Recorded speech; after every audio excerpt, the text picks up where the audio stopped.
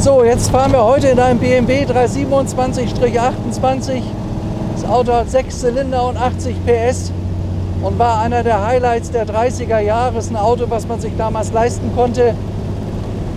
Meistens sind die Autos aber Was ist das denn da? Sag mal, da tritt man, wenn man die Bremse tritt, aufs Gaspedal. Das ist ja lebensgefährlich, du.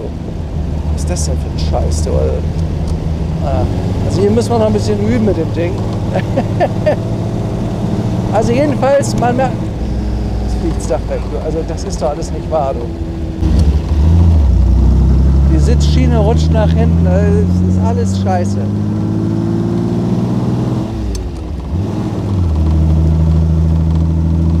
Also motorentechnisch ist er gut. Das Auto hat hier ein wunderschönes Armaturenbrett, wie ihr sehen könnt. Alles aus poliertem Aluminium, das ist toll gemacht.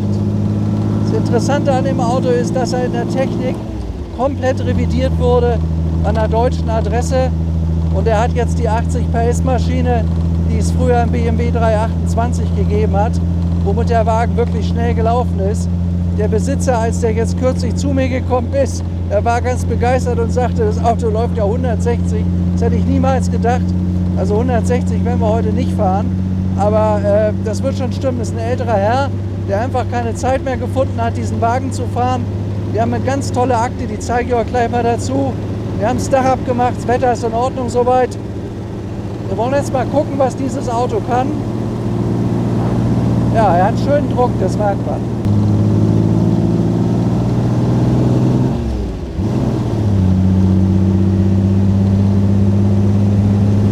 Also fahren tut er sehr leicht. Für einen Vorkriegsklassiker ist das ein leichtes Auto. Man hat nicht den Eindruck, dass man einen schweren Wagen in der Hand hat. Warte mal, also, nee, also das wird heute, der Sitz rutscht so hin und her. Das geht ja gar nicht. Also, das Auto muss nachgearbeitet werden. Also technisch ist er schön. Gerade Auslauf würde ich als gut befriedigend bezeichnen. Aber nicht als befriedigend gut. So kann man das wohl sagen. Hier mit den Türen in der Kurve muss man auch aufpassen. Die ist mir schon aufgeflogen bei so einem Wagen. Also man sitzt nicht unbedingt fest in dem Auto. Ich würde mal sagen, es sind hier noch ein paar Dinge nachzuarbeiten. Es sind aber nur kleine Dinge im Detail. Was ich ein bisschen unangenehm empfinde, ist, dass das Lenkrad sich durchbiegt, wenn man es anfasst. Und ich hoffe, dass er nicht bricht. Das ist nämlich das originale Lenkrad noch. Das gehört da natürlich drauf. Aber das ist offensichtlich schon sehr in die Jahre gekommen. Aber funktioniert. Es ist ein bisschen weich. Man muss sehr aufmerksam fahren mit dem Auto. Wir nennen ja unsere Fahrten immer Testfahrten. Und das ist mal eine Testfahrt, wo wir herausgefunden haben, dass ein paar Dinge nicht funktionieren. Und wir haben ein 1 cm dickes Gutachten, was das Auto mit 2 Plus bewertet. Da kann ich euch aber sagen, das ist nicht ganz richtig. Also da muss nachgearbeitet werden. Ich weiß auch gar nicht, ob der Gutachter überhaupt mal eine Fahrt gemacht hat mit dem Auto. Also motortechnisch läuft der gut und hat auch Kraft, aber die Sitze sind nicht richtig montiert. Wäre eben fast hier rüber gerutscht. Und sowas darf ja wohl nicht sein. Der Blinker dreht sich durch, der geht nicht richtig. Das Verdeck ist uns eben aufgeflogen, weil die Verschlüsse nicht richtig funktionieren. Ich weiß, das hört sich jetzt nicht gut an, aber ihr wollt ja von mir immer eine ehrliche Meinung zu den Autos haben. Mir erscheint nicht, dass das schlimme Dinge sind. Das ist halt einfach geschludert worden. Da hat man nicht richtig seinen Job zu Ende gemacht. Aber wenn man das Ding richtig fahren will, dann muss er natürlich auch in diesen kleinen Details in Ordnung sein. Auch dass man, wenn man bremst wie eben gerade, da geht das Gas auch noch los. Also es ist irgendwie unglücklich. Das darf nicht passieren. Zumal wir uns gerade in einer Kurve befunden haben, wo wir abgebogen sind. Also da muss man schon sehr viel Humor haben, wenn man das zu Ende bringt. Jetzt muss ich mal gucken, wo können wir da rückwärts runter? Ja, ich schieb dich so los. Ja? Dann können wir da eine Anmoderation machen, ja. Weil wir haben nämlich festgestellt, dass der Rückwärtsgang auch nicht funktioniert. Das ist natürlich... Aber ich sage euch, ja, mein Job macht Spaß. Man hat jeden Tag ein anderes Auto, was funktioniert. Oder passiert eine ganze Menge. Ich fahre jetzt mal auf einen der schönsten Aussichtsplätze, weil das ist ja ein BMW, das heißt ja Bayerische Motorenwerke. Und da wir hier in Bayern sind, muss der auch den schönsten Platz kriegen. Ja, herzlich willkommen, liebe Freunde, bei meinem neuen Dreh. Heute haben wir für euch ein BMW 327/28 aus unseren Hallen geholt. Das Auto haben wir schon ein paar Wochen bei uns. Jetzt haben wir gesagt, das Wetter ist gut, jetzt fahren wir den mal. Das Tolle bei einem 327/28 ist eigentlich der Motor. Der hat eine 80 PS Maschine. Bei unserem Auto sei aber erwähnt, dass er nicht so zur Welt gekommen ist. Das ist vor ein paar Jahren gemacht worden, bei einer deutschen Top-Adresse hier, bei einer ganz renommierten Adresse mit Rechnung. Hat Zehntausende von Euro gekostet. Und was ich eben schon bei der Probefahrt gemerkt hat, laufen tut der Wagen wirklich toll. Und eins steht fest bei dem Wagen, er ist wirklich wunderschön. Also wenn ihr euch das mal anguckt, er hat ja auch vom Design diese klassische Doppelscheibe, sieht aus wie so ein Flugzeug, schön hier in Aluminium gefasst. Das ist hier alles noch original, das sieht auch wirklich toll aus. Was uns eben auffiel, die Verschlüsse passen nicht richtig vom Verdeck, da muss nachgearbeitet werden. Wir sind deswegen sicherheitshalber offen gefahren. Er hat, was nur der 80 PS Wagen hatte, diese schönen originalen Zentralverschlüsse. Die hat der Vorgänger, der normale 327, nicht gehabt. Das haben sie nur beim Strich 28 gemacht. Das Auto ist ja auch eigentlich nur 1938, 39, Anfang 40 gebaut worden.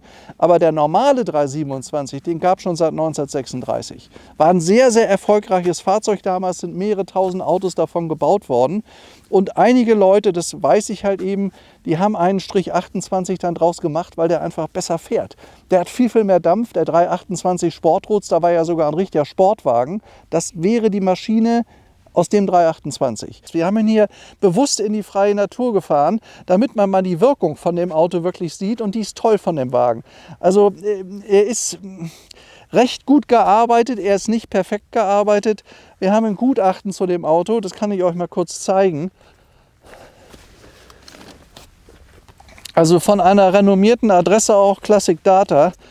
Das ist ein Zentimeter dick, wo wirklich jedes Detail beschrieben wird. Und hier im Gutachten wird das Auto beschrieben als Zustand 2+.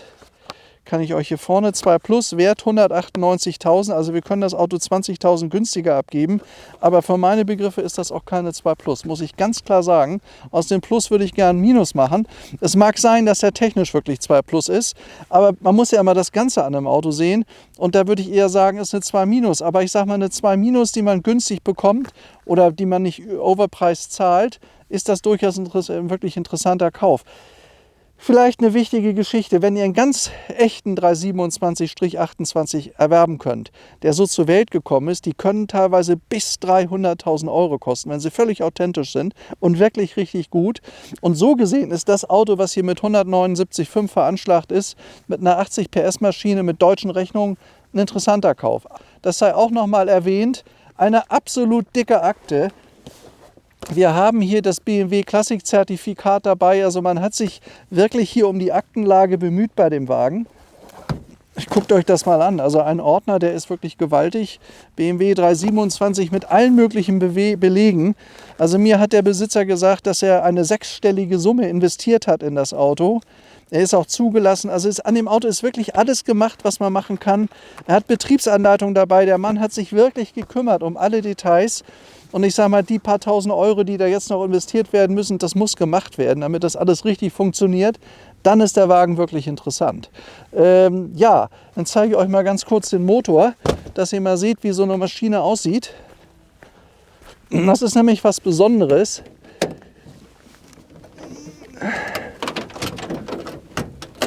Tja, das ist immer so eine Sache, ja, es ist was Besonderes. So. Also das kenne ich übrigens beim 327/28, das ist immer ein bisschen schwierig, diese wackeligen Hauben aufzumachen.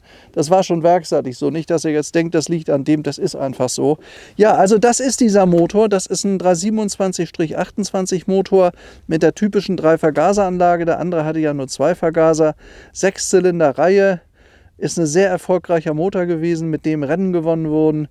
Und dieser hier läuft auch wirklich gut, das merkt man. Also vom Fahren her ist das Auto wirklich toll.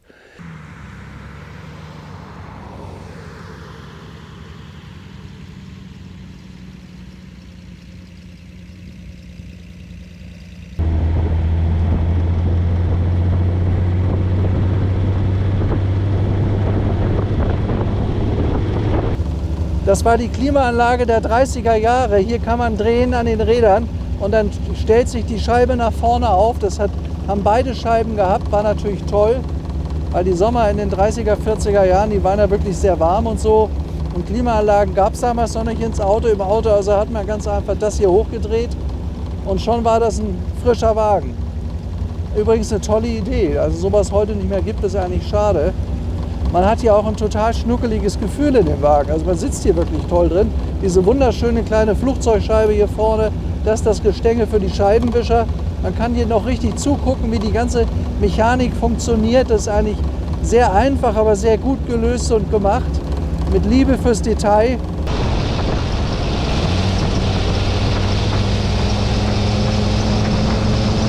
Oh, er zieht schön den Berg hoch. Das macht er gut. Im dritten Gang wunderbar, der hat Kraft.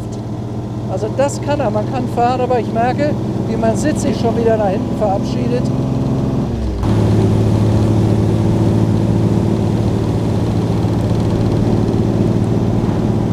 Also wenn die technischen Kleinigkeiten gelöst sind, vom Motor her und so, kann man das Ding gut fahren. Das ist ein schöner Oldtimer, der auch gut unterwegs ist und er kostet ja deutlich weniger als ein originaler 327-28.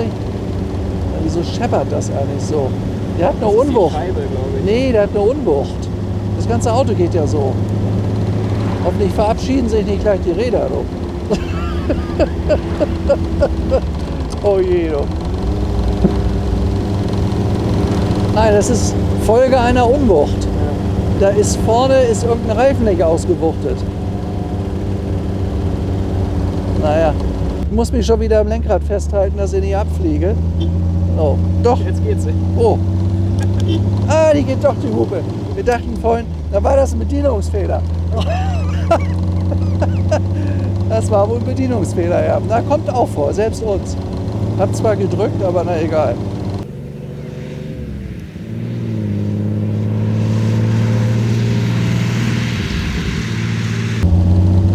Im zweiten Gang geht's im dritten. Übrigens ganz interessant, weil der ja ein Volvo-Getriebe hat und nicht das originale Hurtgetriebe mit Zwischengas, schaltet er sich wie ein ganz modernes Auto. Das ist eigentlich sinnvoll. Das haben viele BMW-Fahrer machen lassen mit dem Volvo-Getriebe. Da fährt er sich wirklich gut. Fährt sich angenehm, also kann er nicht anders sagen. Übrigens ganz nett hier vorne, ein Original Aschenbecher aus der Zeit. Zu der Zeit, Anfang der 40er Jahre, war es ja schick zu rauchen. Konnte man also hier sogar machen am Steuer dieses schönen BMW 327. Es ist halt ein sehr, sehr elegantes Auto. Also ich sage mal, die meisten Vorkriegsautos sind ja ein bisschen gewaltiger und ein bisschen wuchtiger und mächtiger. Das ist der nicht.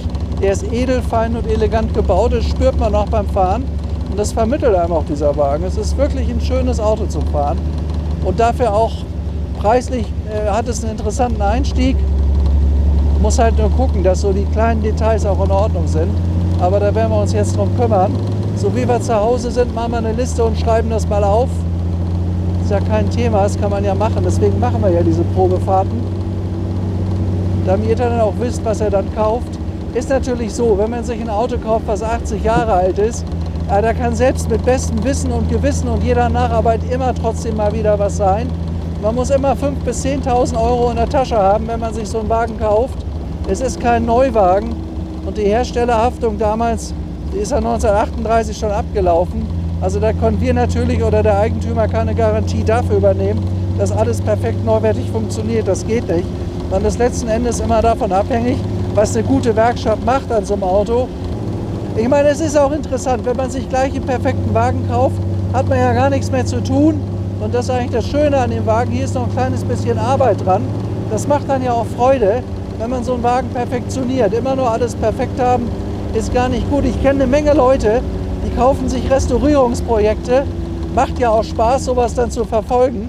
Aber in dem Moment, wo der Wagen dann fertig ist, dann verkaufen sie das Auto. Deswegen haben wir so manches ganz neuwertige Auto stehen, was jahrelang restauriert wurde. Und dann war er fertig mit der Restaurierung, da war der Witz weg, dann bekommen wir die Autos zum Verkaufen. Naja, so geht das Leben manchmal. Ja, da vorne ist Beuerberg in Sicht. Das war diesmal schon eine spannende Probefahrt. Aber wir sind gut angekommen und wir werden uns jetzt mal darum kümmern, dass die Kleinigkeiten in Ordnung gebracht werden. Und dann ist das sicherlich auch ein interessanter und guter Kauf. Ja, ich möchte mich für euch verabschieden. Bedanke mich, dass ihr wieder meine Gäste wart. Hat mir viel Spaß gemacht. Gebt mir mal Mühe, das so möglichst gut zu machen.